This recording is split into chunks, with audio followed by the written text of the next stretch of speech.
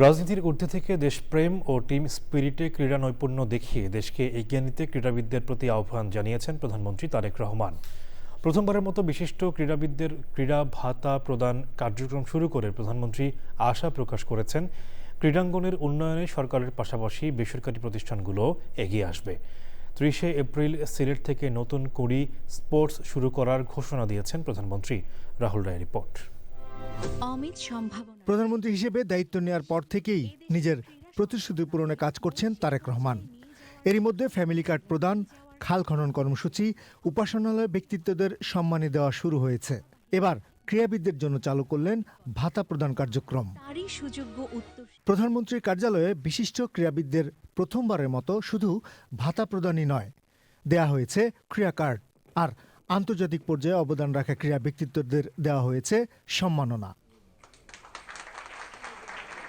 দেশের মুখ উজ্জ্বল করা ক্রীড়াবিদদের পাশে সরকার সব সময় থাকবে বলে প্রতিশ্রুতি দিয়েছেন প্রধানমন্ত্রী। খেলাধুলাকে পেশা হিসেবে নিয়ে একজন খেলোয়াড় যাতে অর্থনৈতিকভাবে অনিশ্চয়তার মধ্যে না থাকেন, সে লক্ষ্যেই কিন্তু বর্তমান সরকার খেলোয়াড়দেরকে ধারাবাহিকভাবে আমরা যে একটা সুনির্দিষ্ট নীতিমালার ভিত্তিতে আমরা একটা সম্মানী কাঠামোর আওতায় আনার কাজটি বাস্তবায়ন আজকে শুরু করেছি। শুধু যে ক্রিকেট বা ফুটবল তা না, এর পাশাপাশি অন্য খেলাগুলোকেও আমরা সামনে এগিয়ে নিতে চাই। আশা করব বেসরকারি যে প্রতিষ্ঠানগুলো আছে তারাও সরকারের পাশাপাশি এগিয়ে আসবেন আমাদের খেলোয়াড়দেরকে বিশ্বের দরবারে তুলে ধরার জন্য।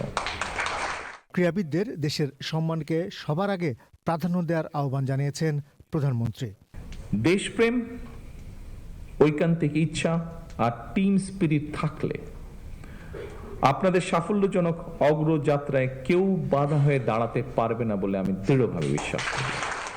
পেশাদার খেলোয়াড়ি জীবনে আপনারা কোনো রাজনৈতিক দল বা গোষ্ঠীর প্রতিনিধি নন বা হবেন না দয়া করে,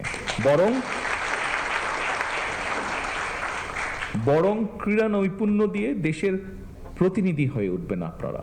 ক্রীড়া প্রতিভা অন্বেষণে নতুন কুড়ি স্পোর্টস শুরুর ঘোষণা দেন প্রধানমন্ত্রী। 30 এপ্রিল সিলেট থেকে আমরা শুরু করতে যাচ্ছি নতুন করে স্পোর্টস, এবং একই সাথে ইনশাল্লাহ এটা সারা দেশে শুরু হবে। রাহুল রায়, চ্যানেল আই, ঢাকা।